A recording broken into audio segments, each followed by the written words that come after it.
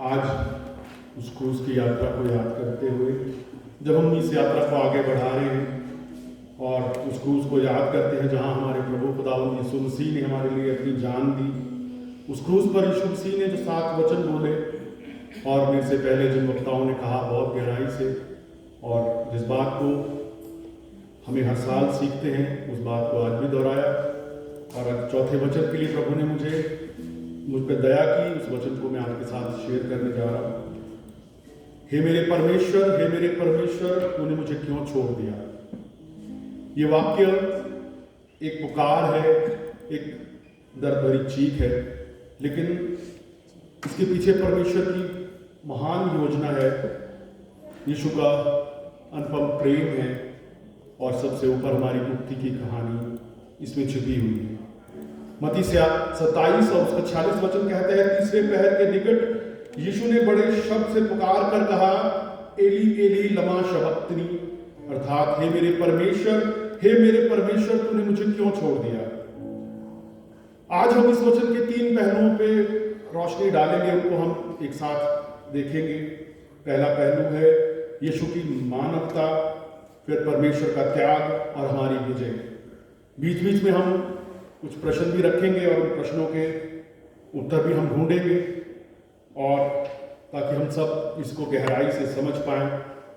आइए अपने दिलों को खोलें और इस परमेश्वर के वचन को सुनने के लिए अपने दिलों को खाली कर दें, उस कलाम को भरने के लिए। पहला पहलू यीशु की महानता, उस दर्द और उस पुकार को देखते हैं। हम कल्पना कर सकते हैं उस भयानक दृश्य को जब यीशु क्रूस पर लटके हैं, सिर पर कांटों का ताज है, हाथ पैरों में कीले हैं, शरीर पर कोड़ों के निशान हैं और वो उनका पूरा बदन छलनी हो चुका है, लहू बह रहा है। और कहा जाता है वो जो कांटे जो उनका ताज उनके सिर पर पहनाया, वो कांटेदार बेर का पेड़ है जो इजराइल के इलाके में होता है, और उसकी जो कांटे हैं लगभग 5 सेंटीमीटर के होते हैं। तो आप कल्पना कर सकते हैं कि जब वो सिर पे उनके जबरदस्ती बिठाया होगा तो वो यहां से निकलकर उनकी आंखों तक या स्किन को छेद दिया गया होगा। दोपहर से लेकर तीसरे पहर तक उस सारे देश में अंधेरा छाया रहा। मत्ती 27 उसका 45 वचन कहता है।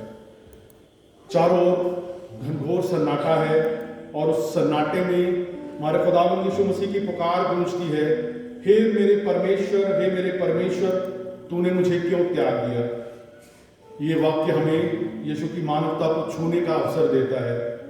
यीशु जो परमेश्वर के पुत्र थे, उस पल में इंसान की तरह दर्द, उस अकेलेपन और उस पीड़ा को महसूस कर रहे थे। एक इंसान, एक परमेश्वर का पुत्र, उसको आवश्यकता नहीं थी हमारे लिए अपने लहू को बहाने के लिए, लेकिन वो आए हमारे गुनाह को छुड़ाने के लिए उस क्रूस पे। जब वो उस अकेलेपन को महसूस कर रहे हैं, हम सबके साथ हमारे जीवनों में भी होता है, हम बहुत बार उस अकेलेपन को महसूस करते हैं और ऐसा लगता है कि हमारी पुकार सुनने वाला कोई नहीं है। यीशु मसीह भी उस स्थिति से गुजर रहे थे, हर पल उन्होंने यही महसूस किया। और ये लेकिन उनकी ये पीड़ा केवल उनकी पीड़ा नहीं थी, वे हमारी पीड़ा को उस समय उठा रहे थे, हमारे उस गुनाह के बोझ को उठा रहे थे जो आदम से लेकर आज तक चला आ रहा है। बाइबल इब्रानियों 4 और उसके 15 वचन में लिखा है, क्योंकि हमारा ऐसा महायाजक नहीं जो हमारी निर्बलताओं में हमारे साथ दुखी ना हो सके, वरन वे सब बातों में हमारी नाई परखा तो गया तो भी निष्पाप निकला। खुदावंद यीशु मसीह ने यह पुकार इसलिए की ताकि हम जान सकें कि वे हमारी हर कमजोरी को समझ सकते हैं। बहुत से लोग कह सकते हैं कि बातें करना बहुत कठिन है, लेकिन जब उस नरक की पीड़ा को यीशु मसीह ने हमारे लिए भोगा है, तो हर एक पीड़ा को, हमारे अकेलेपन को, हर एक कमजोरी को वो जानते हैं। जब हम दुख में होते हैं, बीमार होते हैं, टूटे होते हैं, तो यीशु मसीह हमसे वो बात कहते हैं पवित्र आत्मा के द्वारा कि मैंने वो दर्द सहा है तुम्हारे लिए और मैं तुम्हारे साथ हूं। अब यहाँ पे एक प्रश्न है, क्या हम अपने जीवन में ऐसा अनुभव किया है जब हमें लगा है कि परमेश्वर हमसे बहुत दूर हो गया है, हमारी आवाज परमेश्वर तक नहीं जा रही? उस समय आपने क्या किया? ये बहुत स्वाभाविक है, हम सब ऐसा अपने जीवन में महसूस करते हैं, लेकिन हमारे खुदावंद यीशु मसीह हमें सिखाते हैं कि हमें पुकारते रहना है, क्योंकि यीशु मसीह ने हमें अपने वचन के द्वारा हमें भरा है, हमें ये पवित्र कलाम दिया है। और बाइबल में भजन संहिता 34 और उसका 18 वचन कहता है कि यहोवा टूटे मन वालों के समीप रहता है और पिसे हुओं का उद्धार करता है। तो वो पुकार हमें लगातार परमेश्वर से करनी है और वो पुकार हमारी सुनी जाती है, क्योंकि हमारा खुदावंद जीवित परमेश्वर है। हालेलुया। दूसरा पहलू हम उसको देखते हैं, परमेश्वर के उस अनंत महान त्याग के लिए। पाप का बोझ और प्रेम का बलिदान। यीशु की पुकार केवल एक मानवीय दुख की अभिव्यक्ति नहीं थी, उसके पीछे एक बहुत बड़ी गहरी आत्मिक सच्चाई थी। उस एक पल में यीशु ने समस्त मानव जाति के पापों का बोझ अपने ऊपर ले लिया। हबक्कुक की किताब उसका 13वें वचन में बाइबल कहती है कि तेरी आंखें ऐसी शुभ है कि तू बुराई को देख ही नहीं सकता। खुदावंद हमारी बुराइयों को देख नहीं सकता। पुराने नियम में हम देखते हैं कि जैसे स्टीव भाई ने बताया कि मेमने को बलि करके हमारे गुनाहों के लिए छुड़ाया जाता था, लेकिन हमारा खुदावंद यीशु मसीह धरती पे आया और एक ही बार बलिदान होकर हमें उस नरक से हमें बचा लिया। जब यीशु ने हमारे पापों को उठाया, उन्हें अपने परमेश्वर से वो आत्मिक अलगाव महसूस हुआ। उस समय खुदावंद यीशु मसीह पिता कहकर नहीं पुकार रहे, वो कह रहे हैं हे मेरे परमेश्वर, क्योंकि वो एक न्यायाधीश के सामने खड़े हैं। वो न्यायी जो सारे संसार का न्याय करता है, उसके सामने खुदावंद यीशु मसीह कह रहे हैं कि हे परमेश्वर, तूने मुझे क्यों त्याग किया। उन्होंने परमेश्वर से उस आत्मिक अलगाव को अनुभव किया। ये वो क्षण था जब यीशु ने हमारे लिए उस नरक की पीड़ा को सहा। दूसरा कुरिन्थियन उसका 5वां अध्याय और उसका 21वां वचन कहता है, जो पाप से अज्ञात था उसने हमारे लिए पाप ठहराया कि हम उसमें होकर परमेश्वर की धार्मिकता बन जाएं। सोचिए, यीशु ने हमारे लिए ये किया। उसने वो सारा दर्द सह लिया हमारे लिए कि हमें उस परमेश्वर से वो अलगाव ना हो, क्योंकि वो अलगाव हमें नरक की ओर लेके जाता है। तो उस अलगाव को उस पवित्र मेमने ने वो ले लिया ताकि हम परमेश्वर से अलग ना हो। भजन संहिता 22 और उसके 21 पहले वचन से लिया गया है, जो मसीह की उस पीड़ा की भविष्यवाणी करता है। लेकिन क्या आप जानते हैं कि जो भजन संहिता 22 केवल दुख की कहानी नहीं है, यह परमेश्वर की उस महिमा और उस छुटकारे की कहानी है। वो छुटकारा जिसके लिए हम परमेश्वर का धन्यवाद करते हैं, और आज हम सब यहाँ इकट्ठे हैं उस महिमा के लिए। भजन संहिता 22 और उसका 27 से 31 तक के वचन यीशु की ये पुकार उसके बलिदान की शुरुआत थी, जो उसे पुनरुत्थान की सुबह में विजय तक लेके गई। एक माँ की तरह जो अपने बच्चे को बचाने के लिए अपने प्राण तक देने से पीछे नहीं हटती, वो अपने बच्चे को बचा लेती है, चाहे उसको प्राण भी देना पड़ जाए। यीशु ने वो दर्द हमारे लिए सहा है। क्या हम इस प्रेम की गहराई को समझ सकते हैं? ये वो प्रेम है जो उस क्रूस पर चमका और जिसकी रोशनी से हम सबको उसने नहलाया, हमको चुना और इस लायक बनाया कि हम आज उसकी महिमा करने पाते हैं। यहाँ पे एक प्रश्न है कि यीशु के इस बलिदान को समझकर हमारे दिल में क्या भाव आता है? क्या आप उनके प्रेम को अपने जीवन में किस तरह व्यक्त करते हैं? इसका उत्तर ये है कि यीशु का प्रेम हमें दूसरों की मदद करने, उनको क्षमा करने और उसके मार्ग पर चलने की प्रेरणा देता है। खुदावंद यीशु मसीह ने कहा कि जैसा तुम अपने आप से प्रेम करते हो वैसा लोगों से भी करो, दूसरों से भी करो। और बाइबल में यूहन्ना 15 और उसके 13 वचन में लिखा है कि इससे बड़ा प्रेम किसी का नहीं कि कोई अपने मित्रों के लिए प्राण दे। खुदावंद यीशु मसीह ने केवल मसीहियों के लिए अपना प्राण नहीं दिया है, उसने समस्त संसार के लिए अपने प्राण दिए हैं।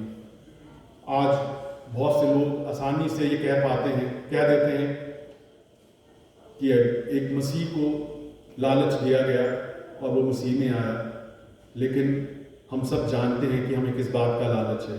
हमें ये लालच है कि जैसे हम बचाए गए वैसे ही लोग भी बचाए जाएं, उस नरक की आग में ना झुलसे, क्योंकि हम उस जीवित कलाम को जानते हैं, क्योंकि हमारे खुदावंद ने हमें ये जीवित कलाम दिया है। और तीसरा पहलू हम उस पर जाते हैं, अब हमारी विजय क्रूस से पुनरुत्थान तक यीशु की पुकार केवल उस दुख की कहानी नहीं है, ये विजय की शुरुआत थी। वो विजय की शुरुआत जो उनकी पुनर्जीवित होने से शुरू हुई। और यीशु ने कहा, तो वे भजन संहिता को पूरा कर रहे थे। भजन संहिता 22 की एक एक भविष्यवाणी को हमारे खुदावंद यीशु मसीह ने पूरा किया, जो मसीह की पीड़ा से शुरू होती है और परमेश्वर की महिमा पर जाकर खत्म होती है। यीशु का वो त्याग एक क्षणिक अनुभव था। कुछ समय बाद उन्होंने कहा कि हे पिता, मैं अपनी आत्मा तेरे हाथ में सौंपता हूँ। लूका 23:46 में खुदावंद ने कहा। ये हमें दिखाता है कि परमेश्वर ने उन्हें कभी नहीं छोड़ा। वो एक क्षण था जब परमेश्वर ने उनको छोड़ा, क्योंकि वो हमारे गुनाहों का भार लिए हुए थे। लेकिन खुदावंद यीशु मसीह को कभी नहीं छोड़ने वाले थे, क्योंकि वो उनके प्यारे बेटे थे। वैसे ही हमको भी खुदावंद यीशु मसीह कभी नहीं छोड़ते।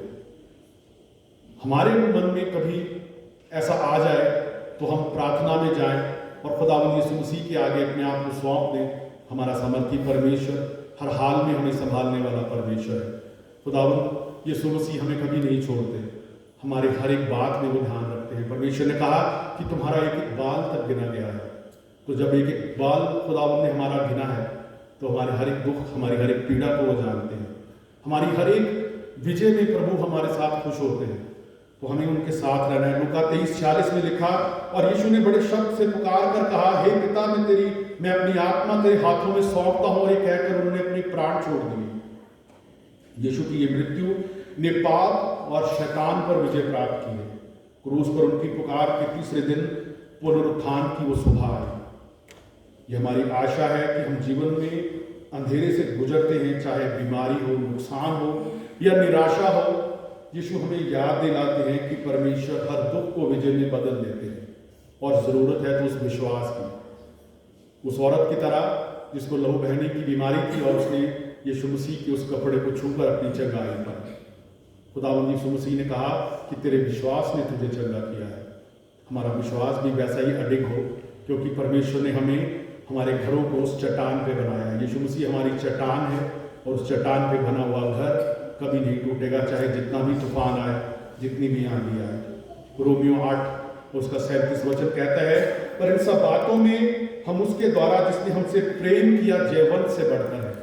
खुदावंद यीशु मसीह ने हमें जयवंत किया है, एक बीज की तरह जो जमीन में दबकर टूटता है, लेकिन फिर एक नया पौधा बनता है। और वो पौधा पत्ते लाता है, फल लाता है, छाया देता है, और उसके बीज जब गिरते हैं फिर नए पौधे बनते हैं। क्या हम इस आशा को अपने जीवन में बांध सकते हैं आज? क्या हमारे जीवन में कोई ऐसा समय रहा जब परमेश्वर ने हमारे दुख को आशीष में बदला? और मैं एक प्रश्न हम सबसे पूछता हूं कि क्या हम आज किस विजय की आशा कर रहे हैं? परमेश्वर हमेशा काम कर रहे हैं, और उनकी योजना में हर एक आंसू का जवाब है। भजन संहिता 56 में लिखा है कि हमारे आंसू को कुप्पी में भर लेता है। खुदावंद यीशु मसीह ने पवित्र शास्त्र प्रकाशित वाक्य के 21 और उसके 4 वचन में कहा, और वह उनकी आंखों से सब आंसू पोंछ डालेगा, और इसके बाद मृत्यु ना रहेगी, ना शोक, ना विलाप, ना पीड़ा रहेगी, पहली बाकी जाते रहेंगे। प्रियो, यीशु की पुकार, मेरे परमेश्वर तूने मुझे क्यों त्याग दिया, हमें उनके दर्द, उनके प्रेम और उनकी उस विजय को याद दिलाती है। उन्होंने हमारे लिए वो घनघोर अंधेरा सहा कि हम उस खुदावंद की उस ज्योति में चलने पाए। इस गुड फ्राइडे पर आइए हम उनके बलिदान के लिए अपने आप को सौंप दें, अपने आप को नम्र करें, दीन करें। आज मैं आपको सबको न्योता देता हूँ कि आप अपने दिल की पुकार यीशु के सामने लाएं। अगर आप कहीं से अंदर से टूटे हैं, अगर आप कोई बोझ उठा रहे हैं, तो यीशु के पास आए, क्योंकि हमारा खुदावंद बहुत प्रेम करने वाला जीवित परमेश्वर है। और वो कहते हैं, जो कुछ पिता मुझे देता है वह सब मेरे पास आएगा, और मैं उसे कभी ना निकालूंगा। यूहन्ना 6:37 में खुदावंद ने कहा है। क्या आप आज उसके प्रेम को स्वीकार करेंगे? क्या आप आज उसके मार्ग पर फिर से चलने को संकल्प लेंगे? आइए हम मिलकर इस बात को संकल्प लें। खुदावंद, जब तक आप ना आए, हम आपके वचनों पर चलने वाले बने, एक दूसरे से प्रेम करें, और आपकी महिमा में इस्तेमाल हो। आइए हम प्रार्थना करें। हे पिता परमेश्वर, हम यीशु के क्रूस और उनके वचन और उनके प्रेम के लिए धन्यवाद करते हैं। खुदावंद हमें शक्ति दे कि हम उनके बलिदान को याद रखें और उनके प्रेम को दूसरों तक लेके जाएं। हमारे हर दुख में हमें अपनी उपस्थिति का अनुभव कराएं। यीशु के नाम में आमीन। Thank you.